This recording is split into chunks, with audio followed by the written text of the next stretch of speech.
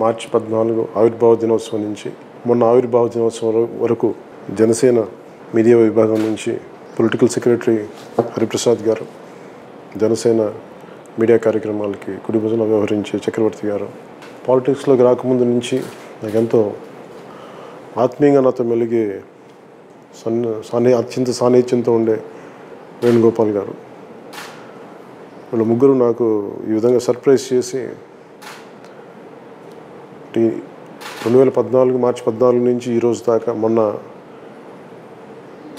ఆవిర్భావ దినోత్సవం వరకు దాదాపు 7 వాల్యూమ్స్ జనసేన ప్రస్థానం, ఎన్ని రకాలుగా ప్రజా కార్యక్రమాల్లో పాల్గొంది, ఏమేమి మాట్లాడడం అన్నింటిని అక్షరబద్ధం చేసి నాకు వీటిని 7 వాల్యూమ్స్లో నాకు ప్రజెంట్ చేశారు.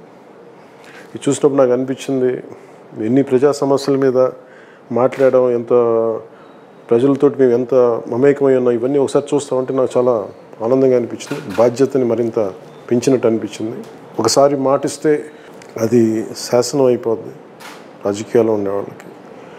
సో మాటని కన్వీనియంట్గా మార్చలేం ఎలా పడితే అలా. అందుకని నాకు ఇది ఒక దిక్సూచిలా ఉంది. పుస్తకాలన్నీ 7 వాల్యూమ్స్ చూస్తుంటే సిక్కోల దగ్గర నుంచి ప్రతి జిల్లాలో ప్రతి ఒక్కరితో మాట్లాడింది, చిన్న చిన్న నియోజకవర్గపు సమస్యల దగ్గర నుంచి రాష్ట్ర సమస్యల వరకు అన్నిటినీ మాట్లాడడం, ఎలా మాట్లాడడం, ఏ పరిస్థితుల్లో మాట్లాడడం, భవిష్యత్తులో వీటికి ఎంత బాధ్యతగా ఉండాలి, అవన్నీ తెలియజేస్తూ ఉన్నాయి. అందుకని మనస్ఫూర్తిగా హరిప్రసాద్ గారికి, చక్రవర్తి గారికి, వేణుగోపాల్ గారికి మనస్ఫూర్తిగా నా కృతజ్ఞతలు తెలియజేసుకున్నాను.